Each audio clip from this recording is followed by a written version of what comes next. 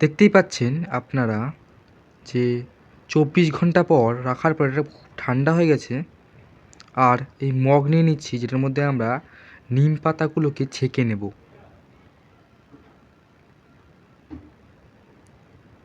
যাতে নিম পাতার ছেবড়াগুলো জলের মধ্যে না যায়।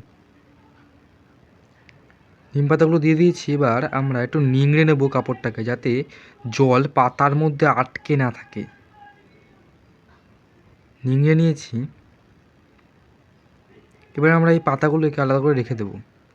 একটা স্প্রে বোতল নিয়ে নিলাম 1 লিটারের। ওর মধ্যে আমরা পুরো পেস্টিসাইডটাকে ঢেলে নিলাম।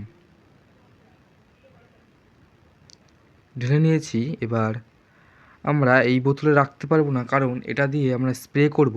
তাই একটি 1 লিটারের ফ্রুটির বোতলে ভরে নিচ্ছি। ভরে নিয়েছি পুরো, এবং 1 লিটার জল নিয়ে নেব। আর 5 ml, আপনারা বেশিও দিতে পারেন, 5 ml পেস্টিসাইড নিয়ে আমরা জলে দিয়ে দেব, গুলিয়ে নেব স্প্রেটা দিয়ে।